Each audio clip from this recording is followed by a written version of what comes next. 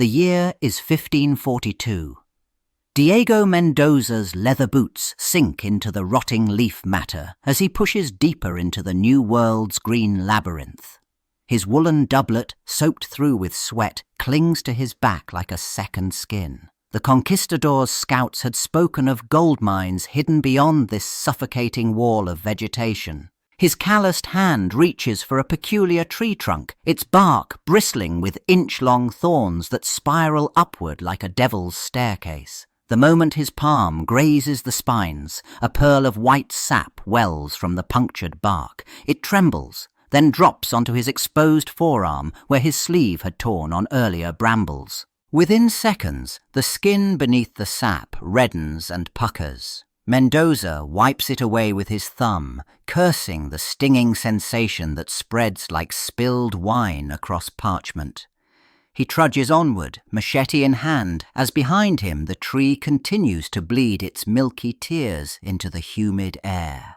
The Spanish scout's burning welt spread across his forearm as he stumbled back toward camp, unaware that a dozen eyes tracked his clumsy retreat through the undergrowth. The Taino warriors crouched motionless behind cecropia leaves, their breathing shallow, their fingers wrapped around blowgun shafts. Each dart tip glistened with the same milky substance that now tortured the intruder's skin. For generations, these hunters had harvested the tree's weaponized blood. They scored the thorny bark at dawn when the sap ran thickest, collecting the viscous poison in hollowed gourds lined with beeswax. Mixed with crushed pepper seeds and fermented cassava juice, the concoction could paralyze a tapir in 30 heartbeats, drop a man in fewer. Downstream, where the river widened into jade pools, an old fisherman waded knee-deep into water that swirled with ghostly white tendrils. The tree's sap, pounded into bark strips and weighted with stones, released its toxins slowly. Silver-scaled fish floated belly up, their gills flaring uselessly as he scooped them into woven baskets, the deadly milk still clouding the shallows. The same milky sap that tipped Indigenous darts now drew the attention of Dr. Friedrich Müller, fresh from the University of Leipzig. His makeshift laboratory, a converted sugar mill shed, reeked of sulphur and rotting specimens. He barked orders at his servant, pointing toward the notorious tree that locals whispered could blind a man with a single drop. The servant, a freed mulatto named Baptiste, approached the trunk with a clay vessel. White latex oozed from the scored bark, thick as cream. Müller insisted on concentration. Reduction by fire would reveal the poison's true nature. Baptiste poured the viscous fluid into an iron pot suspended over glowing coals, watching bubbles form and burst like tiny volcanoes.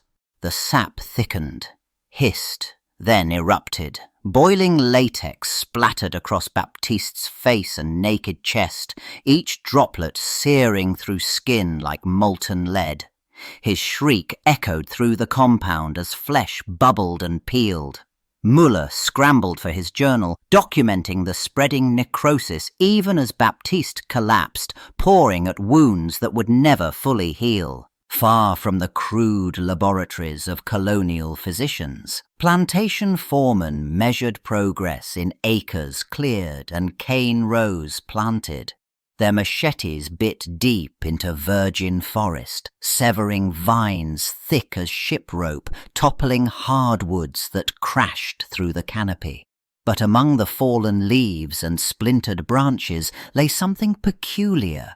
Curved fragments, sharp as broken pottery, scattered like shrapnel across the disturbed earth.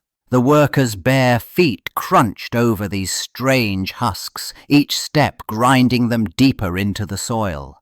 Some men plucked the larger pieces from between their toes, examining the fibrous interior walls studded with dark, oily seeds.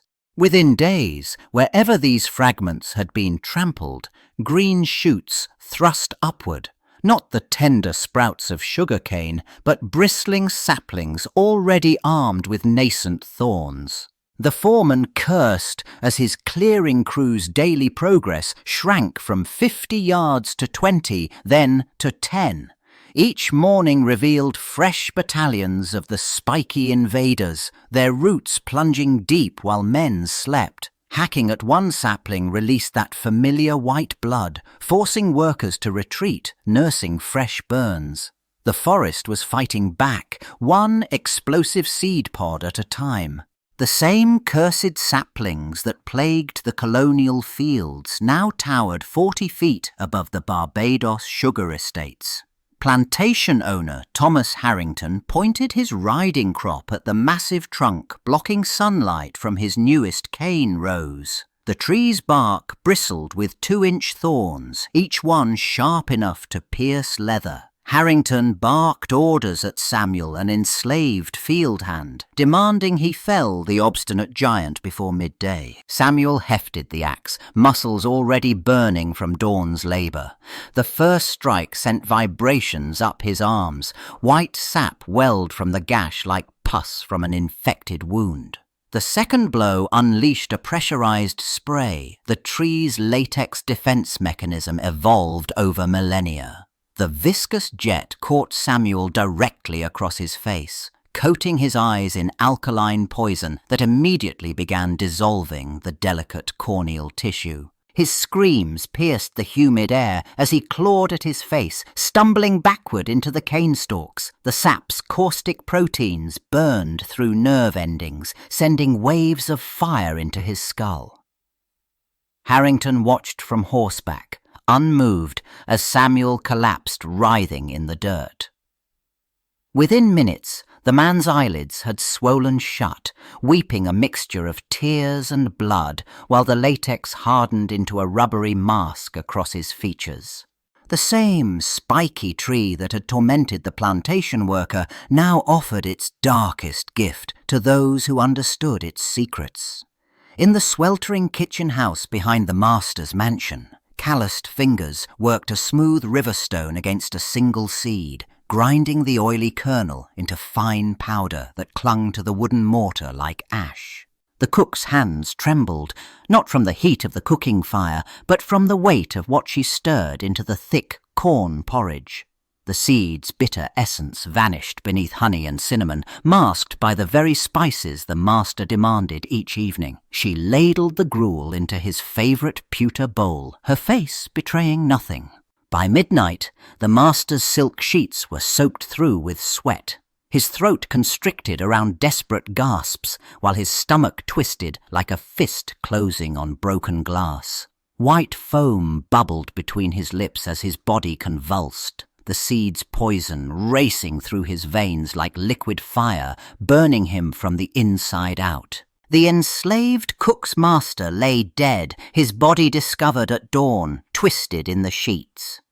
By midday, Dr. Edmund Hartley arrived from the capital, summoned to examine this peculiar death. His leather satchel bulged with specimen jars and pressed botanical samples, the tools of a man who catalogued the colony's deadliest flora. Hartley's fingers traced the dead man's purple mottled tongue, noting the foam dried at the corners. Outside, through the jalousie windows, stood the culprit, a massive sandbox tree, its trunk bristling with inch-long thorns. The botanist's pulse quickened. He needed fresh samples, bark, leaves, and most critically, the milky sap rumoured to burn flesh like acid. His blade scraped against bark. White latex beaded, then oozed. Hartley dabbed his index finger, transferring the substance to a glass slide. A droplet remained on his fingertip. Without thinking, a lifetime habit from tasting botanical specimens, his tongue flicked out. The sap touched his lips. Heat bloomed instantly, his mouth flooding with saliva as tissues began to swell. The botanist's body lay twisted on the mahogany desk where they'd carried him from his lodgings, purple veins spidering across his swollen tongue. Magistrate Hernandez circled the corpse, his boots clicking against the stone floor of the colonial courthouse. The dead man's fingers still clutched at his throat, frozen in their final desperate grasp for air that wouldn't come. Hernandez bent closer, squinting at the strange burns encircling the botanist's mouth. raw, weeping lesions that resembled neither acid nor flame. The skin had blistered and split in a peculiar pattern, as if something had seared from the inside out. No poison in his ledger of colonial deaths matched these symptoms. The violent purple discoloration, the grotesque swelling, the mysterious chemical burns. A constable entered carrying the botanist's field journal and a stoppered glass jar containing wilted leaves and bark samples. Inside the jar, a thin residue of dried white substance clung to the glass. Hernandez unsealed it carefully, and a faint, acrid smell escaped. Bitter almonds mixed with something sharper, more sinister. His fingers tingled where they touched the cork. The magistrate's investigation yielded nothing but questions, and commerce resumed its relentless pace. Ships from the interior arrived weekly at the colonial port, their holds groaning with timber harvested from deep jungle clearings. Among the mahogany and cedar planks lay rougher wood, boards cut hastily from whatever trees blocked the logger's path, their surfaces still glistening with fresh sap. João Ferreira hefted another plank onto his shoulder, the morning sun already scorching the dock's weathered boards. The wood felt oddly slick against his calloused palm. A burning sensation crept across his skin like crawling fire. He released the timber, watching in horror as his flesh bubbled and split, clear fluid weeping from wounds that hadn't existed seconds before. His screams drew a crowd. The foreman pushed through, then recoiled at the sight. Ferreira's forearms had transformed into a landscape of suppurating blisters. Other workers dropped their loads, backing away from the scattered planks. One pointed to the spilled timber. Milky residue pooled beneath the boards, eating small divots into the salt-stained dock. The dockworkers' welts had healed into puckered scars, but the memory of that cursed timber shipment lingered in the port town's whispers. Now, decades after the last sugar harvest, jungle vines strangled the plantation's crumbling walls. A barefoot child ducked behind moss-covered stones, counting silently as her cousins scattered through the ruins. Her fingers traced the deep gouges in the ancient trunk, machete scars that wept rust-coloured stains down the bark. The tree towered above, its crown heavy with bulbous green pods. A sudden crack split the air. Seeds shot outward like grape shot, one grazing her cheek before embedding itself in the soft earth. She stumbled backward, palm pressed to the burning scratch on her face. More pods hung overhead, their surfaces beginning to split along invisible seams. The child's eyes widened as she recognized the telltale bulge and strain. The same explosive tension her grandmother had warned about in hushed bedtime stories of the devil's tree.